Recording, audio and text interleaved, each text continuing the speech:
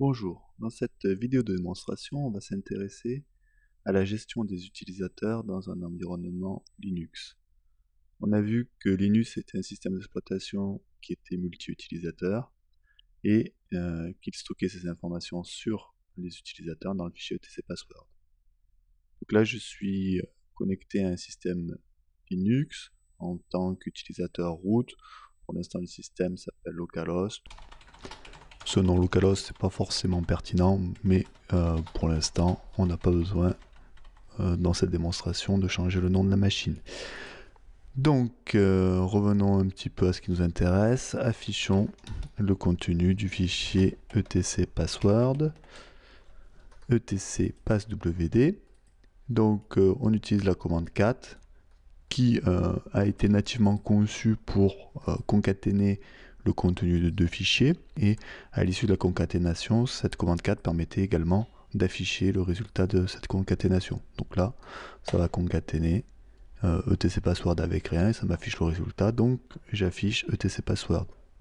Cette commande est assez souvent utilisée pour afficher le contenu de fichiers texte. On a pléthore d'autres commandes qui sont disponibles, par exemple more etc passwd qui affiche également donc le contenu du fichier. La différence entre cat et more, par exemple, c'est que more, si l'affichage ne rentre pas dans une seule page, ce qui n'est pas le cas ici, mais si l'affichage n'était pas rentré dans une seule page, cat nous aurait affiché que le bas des informations, tandis que more nous aurait demandé avec un invite de passer à la page suivante. Revenons un petit peu à ce qui nous intéresse dans cette vidéo, à savoir la gestion des utilisateurs. Et dans un premier temps, on s'intéresse à la syntaxe de ce fichier etc passwd. Donc on voit que, enfin on a dit que ce fichier etc passwd contenait tous les comptes utilisateurs qui avaient accès à la machine. Analysons un petit peu sa syntaxe dans le détail.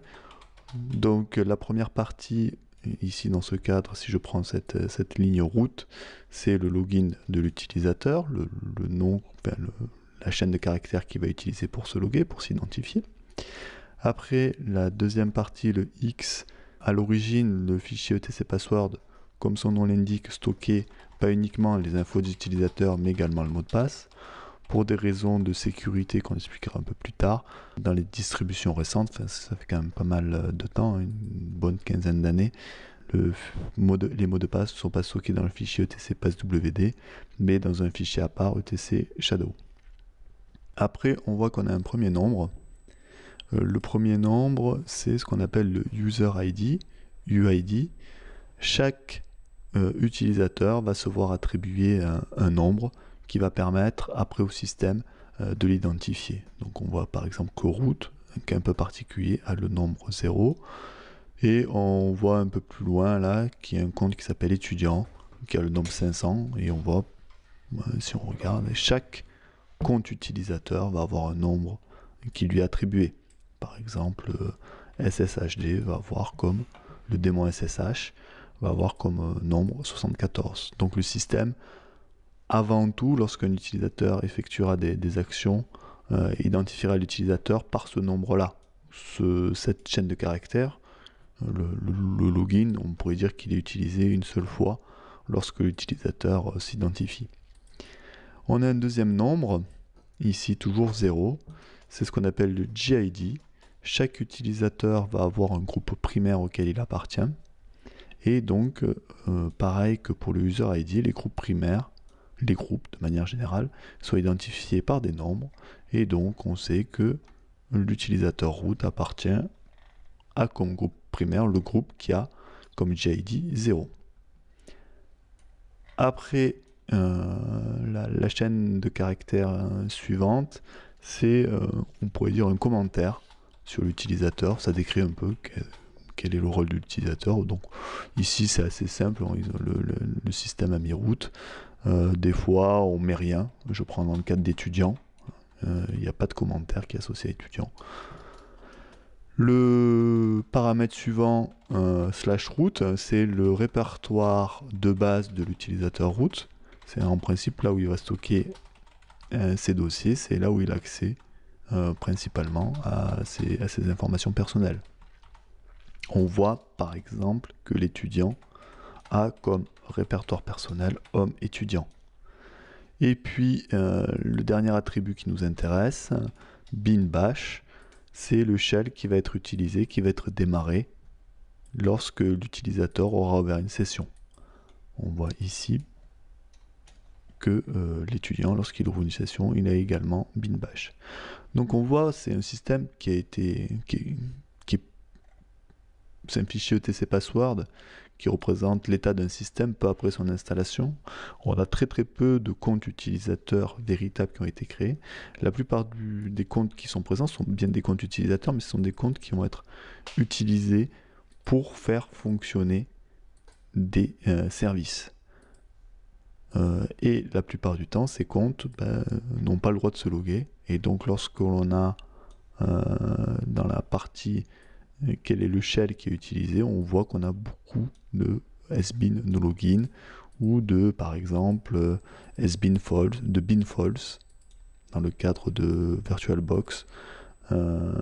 Donc ce sont des comptes où si on essaye d'ouvrir une session avec ces comptes là, on ne pourra pas ouvrir de session avec ces comptes là, car ce sont des comptes qui sont prévus pour faire tourner des services. Avant de passer à la suite, je vais un petit peu zoomer pour que l'affichage soit un petit peu plus lisible. Donc on s'est intéressé au fichier ETC passwd, intéressons-nous à son pendant qui gère les groupes. Donc cat etc groupe.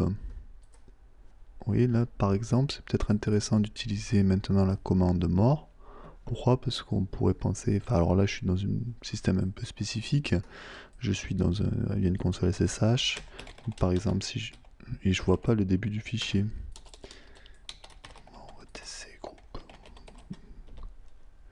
Vous voyez, là, on voit le début, et puis après, on peut appuyer sur la barre espace pour afficher la suite. Donc, le fichier etc group, il ressemblait beaucoup au fichier etc password.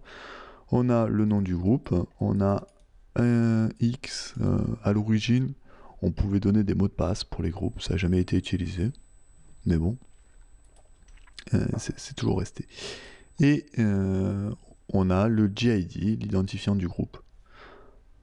Et deux points, derrière, ce sont la liste de tous les utilisateurs qui appartiennent à ce groupe. Par exemple, root qui a comme GID 0. Si je regarde un petit peu où est-ce qu'on a des utilisateurs qui appartiennent à des groupes, on a le groupe bin qui a comme GID comme nombre d'identification 1. Et on voit qu'on a deux utilisateurs qui appartiennent à ce groupe, l'utilisateur bin et l'utilisateur daemon. Il y en a un, ça doit être forcément son groupe primaire, je pense, et l'autre, ça doit être un groupe secondaire. Ça, on n'a pas le moyen de le savoir par défaut. Un utilisateur a forcément un groupe primaire et peut avoir plusieurs groupes secondaires. Je continue mon affichage et je m'intéresse à mon étudiant, mon autre compte qui était créé. Donc on voit qu'on a bien un groupe étudiant qui a comme GID 500 et qui va contenir un seul étudiant. Alors là c'est pas noté parce que c'est son groupe primaire. Donc si je raffiche etc passwd, on voit que lorsque c'est le groupe primaire, root, il a comme groupe primaire 0. Étudiant par exemple, il a comme groupe primaire 500.